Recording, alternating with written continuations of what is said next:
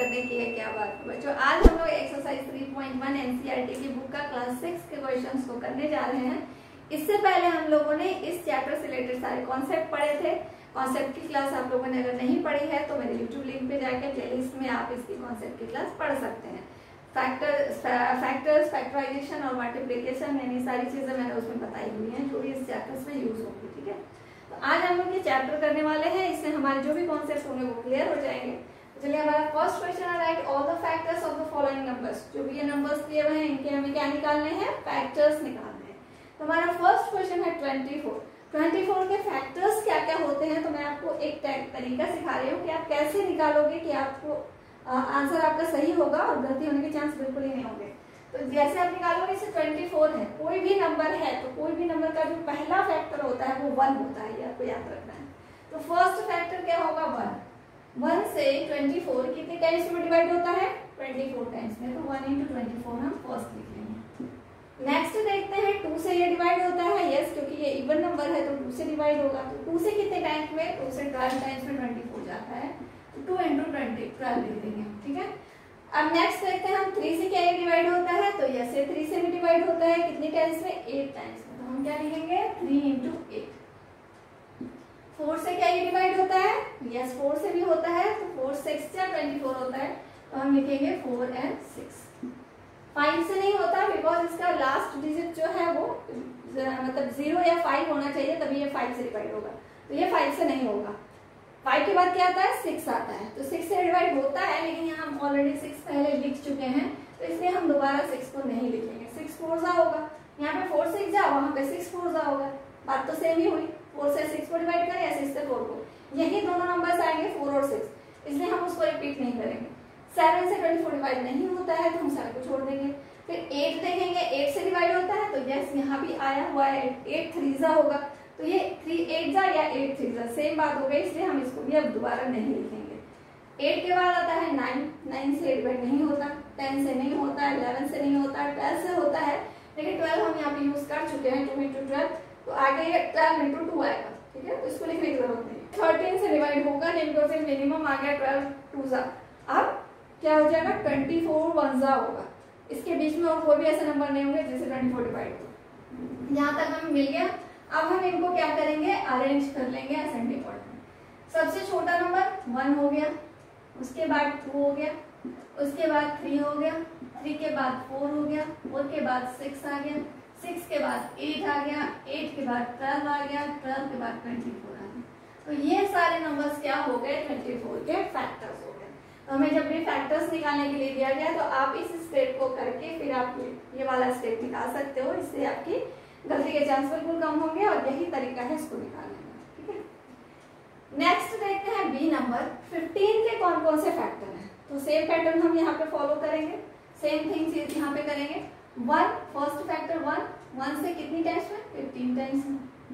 2 से डिवाइड नहीं होगा क्योंकि ये ऑड नंबर है। 3 से होगा, 3 5 जा 15।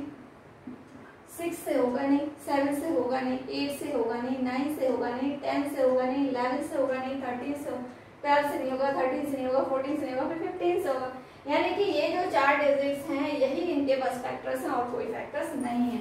बिकॉज 5 3 जा और 3 5 जा सेम चीज है। आगे 5 से डिवाइड होगा तो 5 3 जा लिख सकते हैं इसको, है ना, तो 5 3 जा लिख सकते हैं। फिर उसके बाद सीधा वो 15 पे आएगा, 15 1 जा, तो 3 5 जा 5 3 जा, यानी कि यही 4 नंबर्स हो गए। इंक्रीजिंग ऑर्डर में अरेंज कर लेंगे, 1 3 5 एंड 15। तो यही 4 नंबर्स क्या हो गए, इसके फैक्टर्स हो गए 15 के। नेक्स्ट देखते हैं 21 का। 21 के लिए 1 से होगा 21 टाइम्स, 2 से नहीं होगा बिकॉज ये ऑड नंबर है। 3 से होगा कितनी टाइम्स में, 3 7 जा। 4 से नहीं होगा, 5 से नहीं होगा, 6 से नहीं होगा, 7 से होगा, और 7 3 जा ही होगा। तो ये हम यहाँ पे लिख चुके हैं 7 3 जा, इसलिए दोबारा हमें नहीं लिखना है। 7 के बाद 8 9 10 11 किसी से भी नहीं आएगा। 2 जा तो होगा ही नहीं, जब 2 जा नहीं हुआ तो किसी भी नंबर से 2 जा के टाइम्स में 21 नहीं आएगा, क्योंकि ये ऑड नंबर है। तो जब ये नहीं होगा तो अब कहाँ जाएगा, सीधा ये 21 पे 21 1 जा। तो ये हम यहाँ पे यूज कर चुके हैं, इसे रिपीट नहीं करेंगे। अब इसको हम अरेंज कर लेते हैं, 1 3 7 एंड 21। ये नंबर्स हो गए 21 के फैक्टर्स। सेम थिंग यहाँ भी वही करेंगे, 27 फर्स्ट 1 into 27, सेकेंड 2 से नहीं होगा तो ऑड नंबर देखते ही आप इसको 2 को छोड़ दोगे, ठीक है। 3 से होगा, 3 9 जा। 4 से नहीं होगा, ऑड नंबर है। 5 से नहीं होगा क्योंकि 0 और 5 नहीं है। 6 से नहीं होगा, 7 से नहीं होगा, 8 से नहीं होगा, 9 से होगा लेकिन 9 हम यहाँ पे यूज कर चुके हैं इसलिए 9 रिपीट नहीं करेंगे।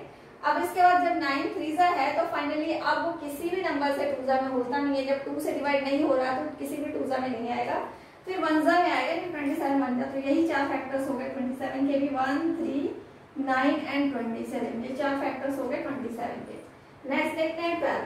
12 के लिए क्या होगा, 1 into 12, 2 into 6, 3 into 4, अब 4 into 3, वापस से 4 into 3, 6 into 3, 12 into 1 रिपीट हो जाएगा, ठीक है। जब सेम नंबर्स एक साथ आ जाएंगे, यहाँ पे देखिए सबसे छोटा डिस्टेंस है इनके बीच में, इन नंबरों के गैप बीच में सबसे छोटा गैप है, तो अब इससे आगे कोई ऐसे नंबर्स नहीं होंगे जो मल्टीप्लाई होके 12 बनाएंगे।